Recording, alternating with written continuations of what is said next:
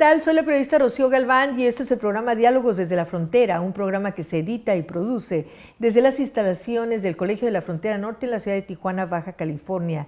¿Tienen relación la ética y el turismo? Cuando usted va a una ciudad, ¿se pone a pensar en ese concepto? ¿Qué le parece si se queda con nosotros y le presentamos a nuestro invitado, que es un experto en esa materia?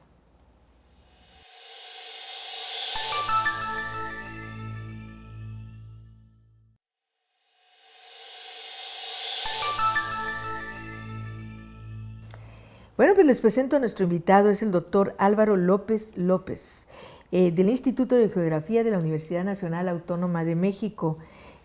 Su conferencia dentro de este encuentro que se ha realizado en las instalaciones del Colegio de la Frontera Norte se intituló Patrimonio, Turismo y Mercantilización de los Animales desde la ética posthumanista. Él es investigador del Instituto de Geografía de la UNAM, es licenciado, maestro y doctor en Geografía por la máxima casa de estudios del país, es especialista en turismo y planeación también de la Universidad de Waterloo en Canadá, y su actividad se ha centrado en las líneas de investigación de la geografía regional de género y geografía de los animales con perspectiva crítica. Cuenta con múltiples investigaciones y publicaciones a nivel nacional e internacional alrededor de estas temáticas de interés. Y bueno, acabamos de escuchar una conferencia magistral. Doctor, bienvenido. Nos da muchísimo gusto tenerlo aquí. Rocío, muchísimas gracias por la invitación en este programa y al Colegio de la Frontera Norte. Señor, pues hay tantas cosas que preguntarle. Usted acaba de mencionar el enfoque poshumanista, pero usted lo enfoca mucho al turismo. Nos hizo una selección del turismo gastronómico, del turismo de todo tipo, y fue desmenuzando poco a poco estas actividades que son contrarias a todo sentido ético y que desafortunadamente están vigentes y se practican en todo el mundo. Uh-huh. Sí, yo creo que el asunto de los animales dentro de las dinámicas turísticas es una cuestión muy reciente de su investigación a nivel mundial. Aunque, como siempre ocurre en las universidades del norte global, ya ha habido todo un trayecto de investigaciones sobre el hecho de los animales, por qué son incorporados, cómo son incorporados en las dinámicas turísticas y los efectos que tiene para ellos, ¿no? Es esto que yo platiqué ahora en este evento, fue el dar una perspectiva diferente a la manera en cómo nosotros abordamos normalmente la presencia de animales o de otros elementos de vida, ¿no? Otros ecosistemas en la dinámica turística. Normalmente los animales son vistos como recursos, como objetos, como parte del decorado de un escenario determinado, y nunca pensamos en ellos como seres sintientes, ¿no? Cuando nosotros hablamos de la sintiencia, hablamos de la capacidad que un ser tiene de ser consciente de lo que le causa dolor y lo que le causa placer. Y la gran mayoría de animales tienen esta cualidad, al igual que los seres humanos. Recordemos que los seres humanos somos también animales. Y entonces el hecho de considerar que otros seres también sienten, que son conscientes de ello, pues nos lleva a pensar qué tan válido es, qué tan ético es incorporarlos en determinadas actividades que nosotros pensamos que al ser recursos, simplemente al ser objetos, ellos pueden hacer todo lo que queramos, ¿no? Y en el turismo tenemos muchísimos ejemplos de eso. Entonces, digamos, lo novedoso de esto sería la perspectiva de análisis. El poshumanismo deconstruye la idea de que el ser humano no es el que ocupa la punta de la pirámide y que tiene el derecho de hacer uso a su antojo de todo el mundo vivo, especialmente el mundo sintiente. Entonces tenemos que repensar esto. Sí, en ese sentido usted puso ejemplos que es evidente que usted ha estado en muchas partes y ha visto este tipo de situaciones. Pero, doctor, yo quiero preguntarle, por este lado, me gustaría mucho que nos platicara algunos de esos ejemplos para el público que nos sigue aquí en Diálogos desde la Frontera, pero también, por otra parte, uno pareciera ver con estos abogados animalistas, con esta defensa de casos de crueldad, que por lo general, o entre comillas, son en los animales denominados domésticos o mascotas, que usted dijo que no era un término correcto también. Allí sí como que, bueno, torturaban al gato. Aquí hemos visto muchos casos de situaciones así y indignan a la sociedad. Y hay quien dice, pero ¿por qué defienden tanto a los animales y no defienden a los seres humanos, ¿no? ¿Por qué no se ponen así cuando hay un caso de crueldad con una persona? Pero digamos, en ese sentido hay un avance en esa conciencia, le pregunto, y también me gustaría mucho que nos ejemplificara lo que pasa con las especies, ¿no? Pensamos que observarlos en su hábitat, pasando en un carro o en una motocicleta, no les va a pasar nada, pero sí pasa. Ujú, ujú. Sí, yo creo que sí ha habido avances en cuanto a la relación que como seres humanos establecemos con los animales no humanos. Insisto, animales no humanos, porque cuando nosotros como seres humanos nos ponemos en la posición de que también somos animales, formamos parte biológicamente del reino animalia, eso nos permite establecer una relación más empática y sentir que estamos más próximos a ellos y no de entrada poner una barrera que nos separe, ¿no? Sí ha habido un avance, pero no es el avance que desearíamos, ¿no? Es un avance lento. Y el avance sobre todo está con el trato a los animales que son animales de compañía, pero difícilmente conocemos qué relación, cómo son nuestras relaciones con otro tipo de animales, ¿no? Por ejemplo, animales como de ganado o animales que están en la vida silvestre o animales que están confinados en diferentes espacios. Entonces, creo que se circunscribe nuestro conocimiento al ámbito inmediato, que son los animales domésticos, los animales de compañía, que no debemos de llamarles animales mascotas, porque el término mascota alude de un juego, un juguete, ¿no? Como el animal como simplemente un objeto que me divierte y esa es su finalidad. No, son animales de compañía porque son seres que viven con nosotros y les importa su vida y tienen sus propios intereses, ¿no? Con relación a lo que comentas de casos de animales que están involucrados en la dinámica turística, pues son de diferentes maneras, ¿no? Pueden ser animales que simplemente son vistos como objetos decorativos de un escenario, de un medio ambiente al cual queremos ir a ver cómo funciona y nos aproximamos, por ejemplo, a áreas naturales protegidas, tanto marítimas como terrestres, ¿no? O lacustres, en fin, o oceánicas, simplemente con la finalidad de observarles. Ahí nuestra presencia irrumpe con la vida de esa naturaleza. Hay varios casos estudiados. Pero también tenemos animales confinados que nos divierten o que pretendemos que nos diviertan. ¿En dónde? En los zoológicos, en los acuarios, que hagan piruetas para nosotros o simplemente que estén confinados para nuestra observación. ¿Qué efectos tiene este confinamiento en los animales? Muchos, ¿no? Se afecta su vida porque normalmente ellos viven en diferentes entornos naturales que el hecho de que nos den, nos brinden satisfacción visual y de otros tipos, bueno, no implica, digamos, que sea positivo.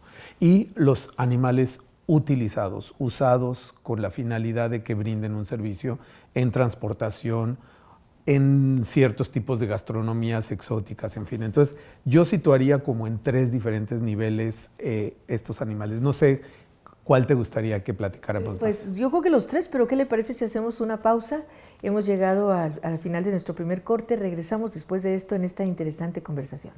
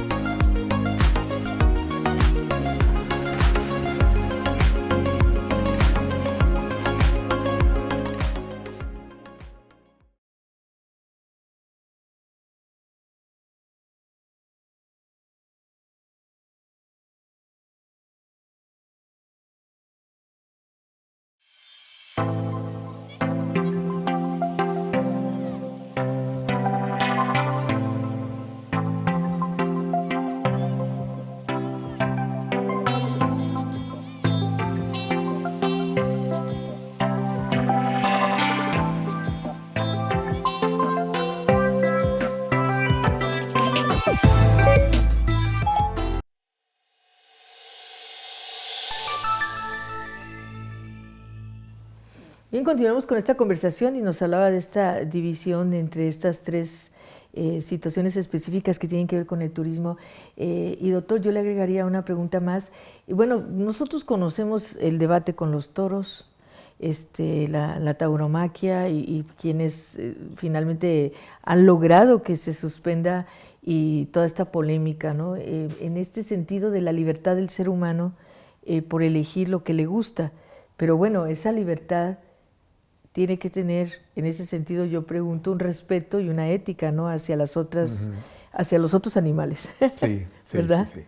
Ahí justamente entra en juego la bioética, que hay diferentes ramas, digamos, dentro de la bioética, es decir, la vida, la importancia que tiene la vida y nuestras relaciones y comportamientos que tenemos con esta vida y el respeto que tenemos. Y en términos de, yo manejo la idea de, estoy más apegado a la idea de la zoética, en donde los seres vivos sintientes son los que tienen, digamos, una consideración moral. Y ahí incluidos los animales. En el caso, por ejemplo, de la tauromaquia, que es una práctica muy ligada con el turismo, de hecho hay una rama que se conoce como tauroturismo, es la utilización, digamos, de toros que se ha pretendido llamarles como toros de lidia, como si fueran una especie independiente del resto de bóvidos, pero finalmente se tratan de bóvidos que se decidió en un momento dado de la historia del ser humano en que eran animales agresivos, ¿no? Siempre proclives a agredir a otros seres, entre ellos el ser humano, y supuestamente bajo el discurso de que hay una confrontación entre el ser humano y la bestia y el animal, y que esto se disputa, digamos, en un ruedo a partir de toda una tradición, ¿no? de la tauromaquia, el traje de luces, etc. Pero lo cierto es que son una serie de mecanismos utilizados para debilitar, digamos, al toro en un ruedo, y que el toro lleva finalmente una desventaja y en donde éticamente no se está respetando su vida.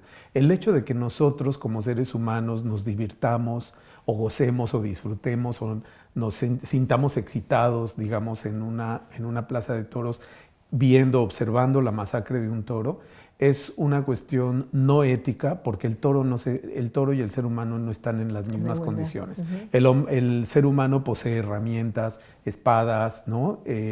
Objetos punzocortantes y diferentes artilugios que se usan para, de hecho, el toro ya vaya debilitado en el momento de entrar, y el hecho de usar el capote y todo eso.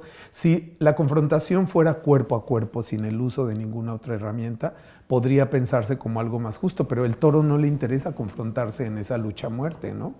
Entonces, hacer uso de esto bajo el argumento del patrimonio, que se trata de algo que tradicionalmente ha ocurrido todo el tiempo y que además en el caso de México ni siquiera se trata de un patrimonio propio, sino es una importación colonial.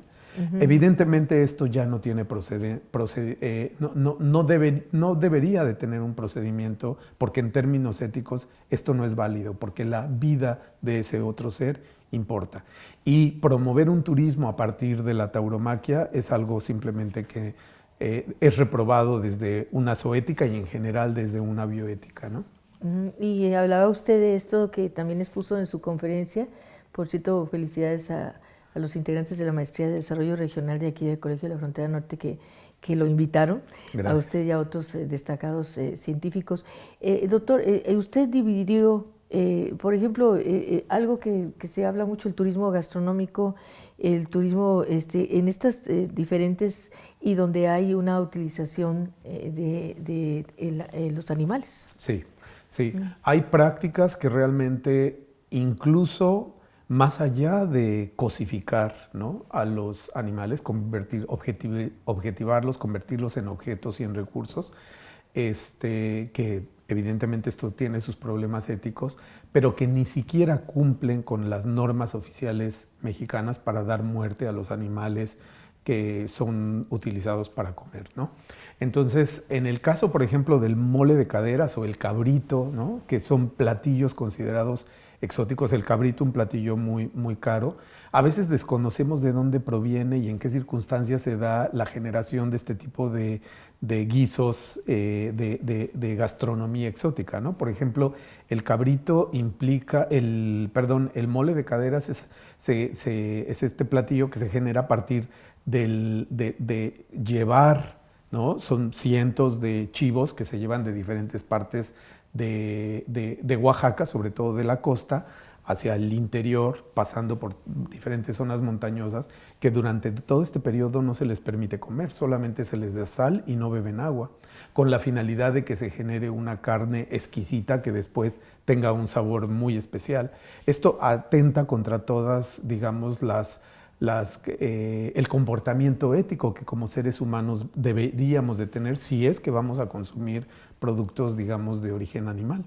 El caso del cabrito. El cabrito es el bebé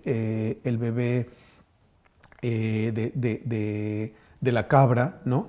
Que, que una vez que nace es retirado de la madre y se evita que coma pastos, se evita, digamos, que se alimente de acuerdo con su proceso natural de crecimiento, con la finalidad y se evita que se desplace, que se mueva. Normalmente suelen estar en sitios cerrados con la finalidad de que no generen demasiada musculatura y entonces las carnes sean muy suaves y exóticas, ¿no? Entonces se interrumpe, digamos, procesos naturales de su vida en pro de tener un platillo exótico y en donde pues se trata de dar muerte en condiciones terribles porque se les tiene que cortar, digamos, en la yugular, desangrarlos en una muerte lenta, no es una muerte rápida, y las normas oficiales mexicanas para dar muerte a animales debe ser una muerte rápida, inmediata, ¿no? Con la finalidad de que no sufran, y esta muerte debe ser lenta para desangrarles. Durante varios minutos están en agonía. Entonces son procesos que en pro de lo exquisito, de la gastronomía exquisita, pues no se deben de dar. Tenemos ejemplos, por ejemplo, en el caso de Japón, en donde este platillo exótico del ikizukuri es irse comiendo un animal mientras el animal está vivo, mientras sus órganos vitales todavía están, digamos, en movimiento. Entonces, el animal es consciente que está siendo devorado. Se lo están comiendo, ¿sí? Se lo están devorando. Bueno, doctor, ya se nos acabó el tiempo otra vez, pero yo quiero preguntarle, y aparte estos tres ejemplos que nos acaba de poner son considerados patrimonio, ¿no? Porque la gastronomía entra también en ese renglón, en ese concepto, pero bueno, creo que nos gana el tiempo. Vamos a hacer otra pausa y vamos a regresar con el tercer segmento de este programa de Diálogos desde la Frontera.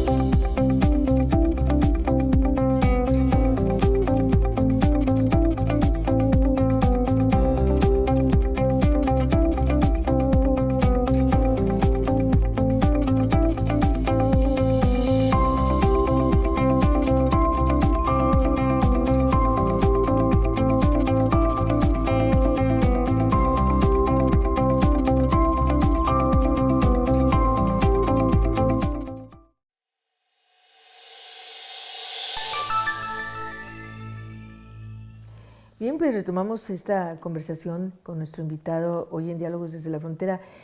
Doctor, esta parte sustancial del avance en la ética, que nos hace además también crecer como esto que se llama poshumanismo, ¿verdad? Porque finalmente uno piensa en una ser humano que respeta a todas las otras especies. Realmente en las nuevas generaciones, estas generaciones tan afectadas por tanto tipo de situaciones, igual que a lo mejor la nuestra, tienen esa conciencia. Yo lo noto como periodista, pero no sé usted qué nos pueda decir. Totalmente sí. Yo creo que donde hay mucha resistencia, digamos, a hacernos conscientes de los errores éticos que conocemos en nuestra relación con los animales no humanos, es muy difícil en las generaciones más grandes, ¿no? Porque estamos como muy estructurados y establecidos a que lo que hemos hecho, las actuaciones que hemos tenido son las correctas, porque así fuimos educados, ¿no? Pero es muy notorio cómo las nuevas generaciones son muy sensibles a esta situación ética en nuestras relaciones de género, en nuestras relaciones étnicas con otros grupos étnicos, en vernos más en condiciones de equidad, de igualdad, y en nuestra relación con los animales también. Es muy evidente, es muy notorio que hay una transformación en esta perspectiva, ¿no? Y a veces las personas adultas no nos damos cuenta que las nuevas generaciones ya tienen un mayor conocimiento de este tipo de comportamientos que el ser humano tiene en su vida cotidiana y en las actividades turísticas, ¿no? Sí. Y cuestionan lo que están viviendo, ¿no? Entonces es muy interesante cómo las poblaciones jóvenes se dan cuenta, por ejemplo, cuando toman un tour montándose a los elefantes, por ejemplo, en Tailandia, y que se dan cuenta que los animales están siendo latigados o se les ponen pullas para que no se pongan agresivos, en fin, y mantenerlos controlados. Y una vez que toman el tour dicen, yo no vuelvo a tomar ese tour, y lo indican en redes sociales, ¿no? Cómo se sienten y cómo están viviendo esto. Claro. Como eso, muchos otros comportamientos. Sí, y bueno, me recuerdo lo de los circos. Y doctor, antes de que se vaya el tiempo, hay una pregunta que quiero hacerle. ¿Hay personajes dentro del mundo, tanto artístico como multimillonarios, como narcotraficantes, que les gusta tener muchos animales a su cuidado? Sí. Y entonces, bueno, hay quien tiene un león o un tigre en su casa, y nos sorprendemos porque decimos, pero ¿cómo? ¿Qué ocurre ahí? Sí. Sí, yo creo que aquí sí debe de venir una reflexión de parte de todos nosotros, los seres humanos, de el confinar animales en espacios solo porque tengo el poder, solo porque tengo el dinero, sin considerar las necesidades de estos animales. Un tigre, un león, un hipopótamo, en fin, ¿no? Incluso animales acuáticos requieren de desplazamiento, de movimiento, de relaciones sociales con su especie. Y el confinarlos y aislarlos implica un sufrimiento continuo, ¿no? Además de que muchos de estos animales, para evitar ciertas conductas, a veces se les tiene que esterilizar cuando están en confinamiento y no se permite el desarrollo natural de su vida, ¿no? Entonces, el poder por el poder y el mantener especies confinadas que se encuentran, que son animales silvestres, requiere de una reflexión, ¿no? Requiere de un reconsiderar. Y para reconsiderarnos tenemos que aproximar un poco más a la ética y a la reflexión filosófica posthumana, o sea, dejarnos de sentir el centro del mundo y que tenemos derecho a tomar las decisiones que queramos sin pensar los efectos que eso produce en otros seres que son sintientes, ¿no?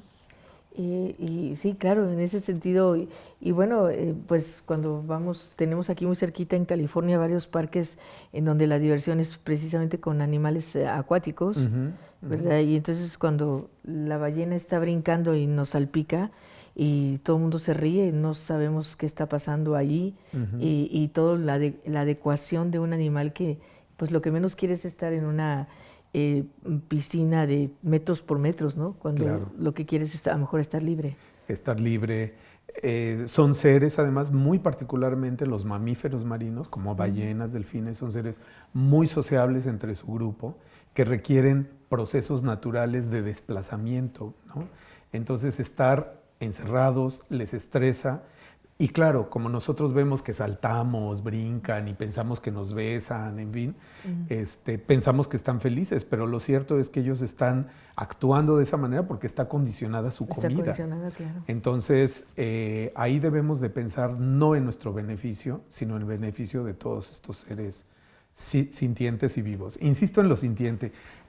Hago un comentario rapidísimo de medio minuto. En el año 2012 se reunió un grupo importante de neurocientíficos en Cambridge, en donde hicieron la Declaración de la Conciencia, se le conoce como la Declaración de la Conciencia de Cambridge, e indicaron que los animales tienen sustratos neuroanatómicos que les permite ser conscientes de que les duele y que les hace felices. Wow.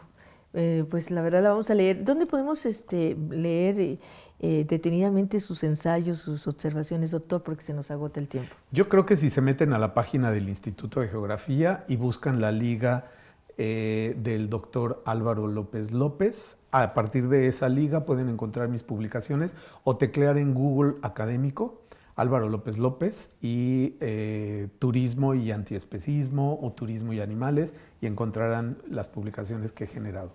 Por último, usted debe ser un turista muy especial. Me imagino que cuando va a los lugares...